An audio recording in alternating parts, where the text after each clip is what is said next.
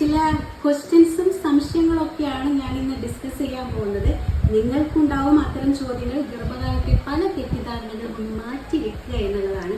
ഇനി പുതിയ തലമുറയ്ക്ക് നമുക്ക് ഇത്തരം കാര്യങ്ങളൊന്നും പറഞ്ഞു കൊടുക്കാതിരിക്കുക എന്നുള്ളതാണ്. അപ്പോൾ ക്വസ്റ്റ്യൻസ് എന്ന് പറയുന്നത് പല ചോദ്യങ്ങൾക്കും ഉത്തരം എനിക്ക് കിട്ടിയിട്ടുള്ള സംശയങ്ങൾ ഇപ്പോഴും ബാക്കിയാണ്. ആദ്യത്തെ ക്വസ്റ്റ്യൻസ് എന്ന് പറയുന്നത് നിങ്ങൾ ആദ്യം അറിഞ്ഞിരിക്കുന്നത് ഇവർക്കും ഒരു രോഗമല്ല എന്നുള്ളതാണ്. പിന്നെ എനിക്ക് പറയാനുള്ളത്, എന്തുകൊണ്ടാണ് ഗർഭിണികൾ അമ്പലത്തിൽ പോകരുത് എന്ന് പറയുന്നത്?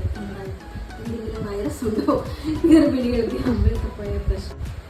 നിങ്ങൾ ഈ ഭക്ഷണം കഴിച്ചു കഴിഞ്ഞാൽ എന്തോ സംഭവിക്കും, കുട്ടിക്ക് എന്തെങ്കിലും സംഭവിക്കും, അങ്ങനെയുള്ള തെറ്റിദ്ധാരണകൾ നിൽക്കുന്നുണ്ട്. പപ്പായ കഴിച്ചാൽ എന്തെങ്കിലും കുഴപ്പമുണ്ട്. പിന്നെ വെയിറ്റ് കൂട്ടാൻ നമ്മൾ 2 പേർക്കുള്ള ഭക്ഷണം കഴിക്കണം, എന്തൊക്കെ മണ്ടത്തരാണ് പറയുന്നത് അല്ലേ? പിന്നെ അതുപോലെ തന്നെ ഇരിക്കുന്ന രീതികൾ, കിടക്കുന്ന പൊസിഷൻസ്, നടക്കുന്ന രീതികൾ, അങ്ങനെ ചെയ്ത് ഡാൻസ് കളിക്കരുത്, എക്സസൈസ് കളിക്കരുത്, ഇതൊക്കെ ചെയ്യേണ്ട ആവശ്യമുണ്ടോ നമ്മൾ? പിന്നെ വയറിൽ ചൊറിയുന്നത് കുട്ടിയുടെ മുടി തട്ടിയിട്ടാണ്. ഇതൊക്കെ കോമഡിയാണ്. രാത്രി നിങ്ങൾ മുറ്റത്തിറങ്ങി നടക്കുന്നുണ്ടോ? നിങ്ങൾ നടക്കരുത്, ഭൂതപ്രേത പിശാചികൾ നിങ്ങളെ നേരിടും. സന്ധ്യക്ക് കുളിക്കാനേ പാടില്ല. അപ്പോൾ ഇത്തരം സംശയങ്ങളും ചോദ്യങ്ങളും ഒക്കെ നമുക്ക് ഒന്ന് ഡിസ്കസ് ചെയ്യാം. നിങ്ങൾ എൻ്റെ ചാനൽ സബ്സ്ക്രൈബ് ചെയ്യാൻ